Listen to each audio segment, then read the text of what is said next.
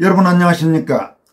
권순알TV는 이번 4.10 총선에 출마한 국민의힘 후보들 중 국힘당적인 윤석열 대통령이나 정통 우파 세력의 총구를 돌려 비난한 부산 북구갑의 서병수 후보, 경남 김해을의 조혜진 후보, 서울 송파병의 김근식 후보, 서울 마포을의 함은경 후보 등은 낙선한 반면 이 같은 내부 총질 행보를 전혀 보이지 않았던 경남 양산갑의 윤영석 후보와 양산을의 김태호 후보, 서울 마포갑의 조정훈 후보는 당선됐다는 기획 추적 보도를 최근 내보낸 바 있습니다. 이번 보도는 총선 후 어떤 제도권 언론에서도 제대로 다루지 않았던 관점에 착안해서 해당 후보들의 그동안 행적과 선거 결과를 일일이 추적해 종합적으로 기획보도를 한 것이었습니다. 이 보도가 나간 뒤 성창경TV를 비롯한 일부 유튜버 채널에서도 권순알TV 보도 내용을 거의 전문 인용해서 해당 유튜버 시청자들에게 관련 정보를 제공하기도 했습니다.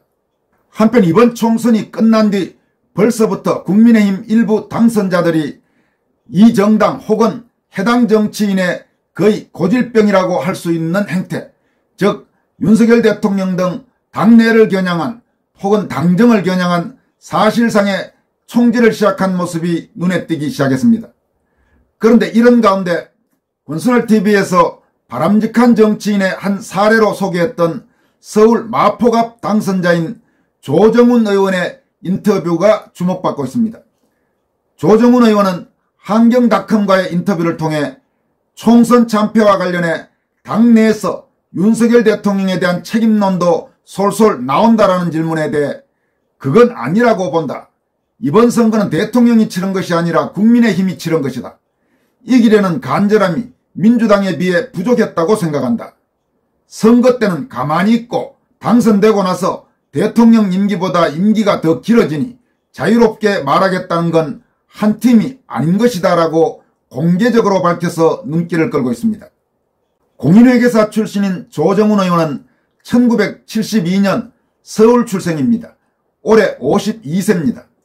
서울 상문고등학교와 연세대 경영학과를 졸업했고 대학 3학년 때 공인회계사 시험에 합격했습니다. 미국 하버드대 케네디 스쿨에서 국제개발행정학 석사학위를 취득했고 세계은행에서 근무하기도 했습니다. 그는 4년 전인 지난 2020년 21대 총선 당시 시대전환을 창당해 더불어민주당의 비례대표 위성정당인 더불어시민당에서 비례대표 6번을 받아 당선됐고 국회 입성 후 원래 소속이던 시대전환으로 복당했습니다. 지난 2020년에 4.15 총선에서 당선된 현재 범야권 국회의원 중 가장 정상적인 정치인, 가장 반듯한 정치인 중 한 명으로 꼽혔으며 강성좌익 세력이 득세하는 현 여권과 결이 맞지 않아 고심하기도 했다고 합니다. 지난해 국민의힘 1호 인재로 국힘에 영입됐고 이번 총선에서 비좌파 정당의 흠지 중 하나로 불리는 서울 마포갑에서 공천을 받아 경찰 총경 출신인 더불어민주당 이지연 후보를 격전 끝에 꺾고 재선 의원이 됐습니다. 조정훈 의원을 인터뷰한 한경닷컴은 22대 총선에서 정권 심판 바람이 강하게 불면서 더불어민주당이 대승을 거뒀다. 야권에서 국민의힘에 내어준 것을 뼈아프게 여기는 지역이 몇 곳 있는데 그 중에서도 마포갑이 대표적이다. 마포갑은 전통적 민주당 강세 지역으로 꼽혀왔기 때문이다 라고 보도하고 있습니다. 서울 마포갑에 출마한 조정훈 의원은 이번 총선에서 아까도 말씀드린 대로 민주당의 이지연 후보와 맞붙어서 599표 차이의 짜릿한 승리를 했습니다. 조정훈 의원은 48.30%, 이지연 후보는 47.70%를 얻었습니다. 여러분, 서울 마포갑은 서울 한강벨트의 중심축 중 하나로 현역인 4선의 노웅래 의원, 민주당 소속이죠. 그리고 그 부친인 노승환 전 국회의장까지 총 9선을 한 곳입니다. 민주당의 영입인재로 정치를 시작해서 원내 한석의 소수정당인 시대전환을 이끌던 조정훈 의원은 국민의힘에 승선한 뒤 이번 총선에서 민주당의 텃밭 중에 텃밭이라고 하는 마포갑에서 당당하게 당선된 것입니다. 지난 영상에서도 여러분들에게 말씀드렸지만 바로 같은 서울 마포구 마포을에 출마했던 국민의힘의 함은경 후보자가 민주당 후보에게 아주 참패한 것과 비교하면 얼마나 대조적인지를 알 수 있을 겁니다. 조정훈 의원은 국민의힘과 합당한 뒤 마포갑 지역공천을 받기까지 전현직 의원 4명이 붙은 치열한 당내 경선을 거쳤습니다. 예선에서부터 치열한 경쟁을 거친 그는 결국 총선 본선에서도 경쟁력을 입증한 것입니다. 마포갑 선거구의 국민의힘 지지율은 약 35% 안팎이라고 합니다. 그런데 이번에 조 의원은 자신의 개인기로 이 같은 당 지지율보다 약 15%포인트 이상을 득표하는 그야말로 경이로운 기록을 세우면서 당당하게 승리한 것입니다. 조정훈 의원이 이번 총선에서 이길 수 있었던 원동력으로는 21대 국회에서 보여준 그의 의정활동이 좋은 평가를 받았다는 점이 꼽히고 있습니다. 그는 이번 인터뷰에서 저를 찍지 않은 47%의 유권자분들이 4년 뒤에 조정은 그래도 괜찮았다라는 신뢰를 얻도록 이를 악물고 노력하겠다고 말했습니다. 조 의원은 또 21대 국회 국민의힘 소속 비례대표 의원 중에 이번 총선에서 유일하게 지역구에서 당선돼 이른바 살아 돌아온 의원이기도 합니다. 따라서 그는 이번에 재선 의원이 된 것입니다. 그는 22대 총선 백서단장을 맡아보고 싶다면서 이기는 정당, 다른 말로 하면 지지율 높은 정당이 돼야 한다. 이기는 정당으로 만드는데 역할을 하고 싶다라는 포부도 밝혔습니다. 그럼 지금부터는 조정훈 의원이 한경닷컴과의 인터뷰에서 밝힌 일문일답 내용을 살펴보도록 하겠습니다. 먼저 어려운 지역에서 당선됐는데 소감은 어떤가라는 질문에는 너무 감사하다. 생각보다 더 어려운 싸움이었다. 40년 민주당 정치의 뿌리가 깊었다. 파도 끝이 없는 느낌이었는데 유권자 여러분의 현명한 선택으로 이겼다라고 답했습니다. 자신이 승리할 수 있었던 요인이 무엇인가라는 질문에는 이지연 더불어민주당 후보가 와서 자기는 20년 마포 사람이라고 했다. 그런데 마포 분들이 그 이야기보다 마포 새내기인 제가 던졌던 공약이 더 피부에 와 닿으셨던 것 같다. 또 저의 21대 국회 의정활동을 보시고 이 정부 꿀밤 한 대 맞아야 하긴 하는데 조정훈 보고 뽑았다는 분이 어제 당선 인사하면서 수두룩했다. 제가 불쌍해서 살려주신 것 같다라고 말했습니다. 또 자신의 당선으로 지역구인 마포가 앞으로 어떻게 변할 것인가라는 질문에는 599표의 기적을 만들어 보고 싶다. 간신히 박빙으로 이겼지만 제가 14만 유권자를 다 대표해야 하지 않나. 벌써 공약을 실현할 수 있도록 일을 시작했다. 많이 달라질 것이다. 매우 현실적으로 그리고 구체적으로 저는 할 수 있는 공약만 제시했다. 교육이 발전할 것이고 제 임기 중에 한강 지하화 착공될 것이고 공덕동으로 상징되는 7, 8개 재개발 단지는 가속도가 붙을 것이다. 우리가 좋아하는 경의선 숲길은 더 개선되고 넓어질 것이다.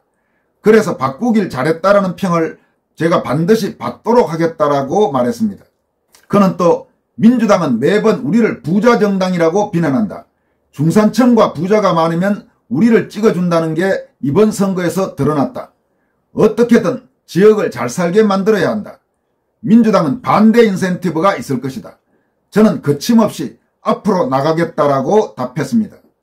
이어서 이제 지역구가 있는 재선 의원이 됐는데 당내에서 어떤 역할을 할 것인가라는 질문에는 우리가 총선에서 3번 졌다. 이 정도가 되면 그냥 진 게 아니다. 이건 구조적으로 진 거다. 아무것도 하지 않으면 앞으로도 또 질 것이다. 선거 구조를 말하는 거다. 결국 아직은 양당인데 선거하는 방식, 공천하는 방식, 선거를 대하는 방식, 마지막으로 이런 표현이 어떨지 모르지만 이기고자 하는 간절함에서 차이가 있었다고 본다. 왜 졌는지에 대한 깊은 반성, 그리고 뭘 고쳐야 하는지에 대한 구체적인 교훈과 개선안이 나와야 한다. 이게 없이 누가 새로운 당대표가 된다고 해도 아무 의미가 없다. 새 당대표의 기대를 걸었다 실망한 게 한두 번인가.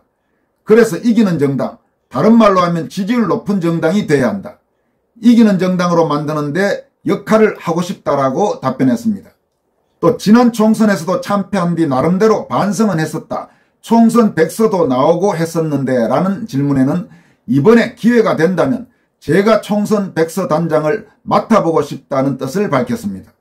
조 의원은 또 총선 참패와 관련해 당내에서 윤석열 대통령에 대한 책임론도 솔솔 나온다라는 질문에는 다음과 같이 단호하게 답변했습니다. 그건 아니라고 본다. 선거는 국민의힘이 치른 것이다. 이기려는 간절함이 민주당에 비해 부족했다고 생각한다. 그 과정에서 대통령의 정책이나 의대 정원을 다루는 모습이 도움이 안 됐다고?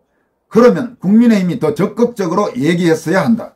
선거 때는 가만히 있고 당선되고 나서 대통령 임기보다 임기가 더 길어지니 자유롭게 말하겠다는 건 한 팀이 아닌 것이다. 아까 말한 대로 체제를 바꿔야 한다. 앞으로 더 불리한 선거밖에 안 남았다. 2026년에 지방선거가 있다. 대통령 임기 4년 차다. 얼마나 어렵겠나. 2027년엔 대선, 그리고 2028년엔 총선이 있다. 대선 바로 1년 뒤가 총선이다. 2026년, 2027년, 2028년에 연거푸 주요 선거가 있다. 지선에서 이기면 대선에 유리하고 대선에서 이기면 총선도 휩쓸 거다. 결국은 어떻게 하면 우리가 남은 시간 동안 이기는 정당으로 거듭나느냐다. 제가 계속 강조하지만 보수정당은 부자정당, 보수는 강남, 보수는 영남, 보수는 남자, 이 공식만 믿고 가다가는 또 질 거다. 지금까지 지지 않았나. 어떻게 하면 보수는 중산층과 서민층, 보수는 충청과 호남을 만들 수 있을 것인가. 왜 수도권에서 3분의 1만 이긴다고 생각하는지, 왜 수도권에서 과반을 못하는지 고민해야 한다.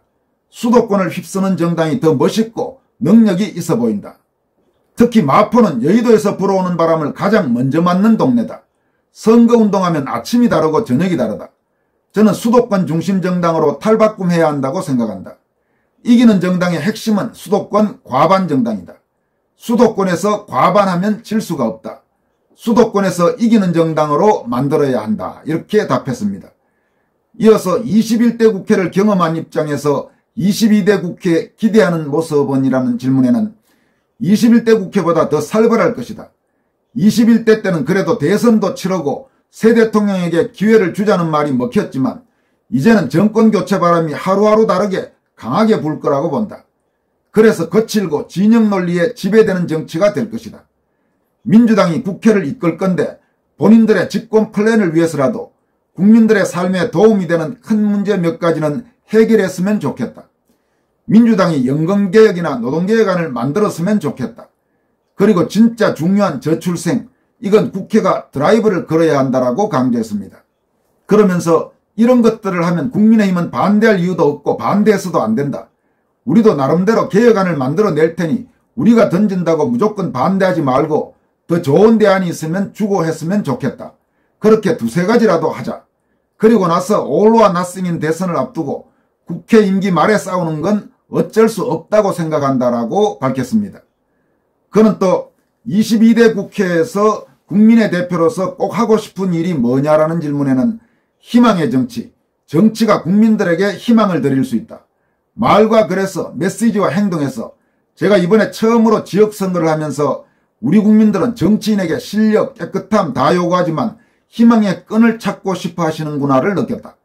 너무 삶이 어려우니까 자영업자든 직장인이든 사업하시는 분들이든 다 어려우니까 정치인에게 희망을 기대하시는구나. 제가 한번 기대해봐도 좋을 정치인이라는 그 메시지를 꼭 한번 드려보고 싶다라고 강조했습니다. 조정훈 의원은 마지막으로 유권자에게 하고 싶은 말이 무엇인가라는 질문에는 정치를 포기하지 않으셨으면 좋겠다. 정치를 포기하면 가장 저질인 인간에게 지배당하게 된다는 말이 있지 않나. 마포는 투표율이 높아 투표율이 71%가 나왔지만 그런데 여전히 30% 정도는 투표를 안 하신 거다. 더 많은 분이 투표하셨으면 좋겠고 정치를 포기하지 않으셨으면 좋겠다. 저를 찍지 않은 47%의 유권자분들이 4년 뒤에 조정은 그래도 괜찮았네. 내가 비록 찍진 않았지만 다음에 나오면 생각해 봐야겠네. 투표할 만하네 하는 신뢰를 얻도록 이를 악물고 노력하겠다라고 다짐했습니다. 여러분, 조정훈 의원의 이번 인터뷰 어떻게 들으셨습니까? 조정훈 의원을 자세히는 모릅니다만은 지금까지 보여온 행보로 보면 한국 정치인들 중에는 상당히 괜찮은 그런 정치인이라고 일단은 평가할 수 있습니다. 물론 사람 일이기 때문에 앞으로 어떻게 될지 예단하기 어렵고 또 좋게 평가했다가 나중에 뭐 혹시라도 시원찮은 일을 하면 조금 현재 평가에 대해서 신경 쓰이는 부분도 있기는 합니다만 적어도 지금까지 보여온 행보 그리고 이번 인터뷰에서 밝힌 내용 특히 책임을 윤석열 대통령에게 돌리려는 당내 일부의 움직임에 대해서 단호하게 그건 아닌 것 같다. 선거는 대통령이 아니라 당이 치른 것이다. 이렇게 말하는 부분 등은 상당히 인상적이라고 할 수 있습니다. 일단 조정훈 의원의 정치 행보를 우리가 격려해 줄 필요가 있어 보입니다. 이런 정치인이 더 늘어나야 됩니다. 여러분들도 조정훈 의원과 관련된 기사라든지 혹은 조정훈 의원의 소셜미디어 이런데 적극적으로 댓글 같은 것을 통해서 격려를 해주시고 앞으로 잘 지켜보겠다 이런 메시지를 전달해주면 아마 조정훈 의원에게도 상당히 도움도 되고 또 나름대로 다짐도 하고 뭔가 포부도 한번 다시 가지고 이런 계기가 될 수 있지 않을까라는 생각을 해봅니다. 지금까지 권순월TV였습니다.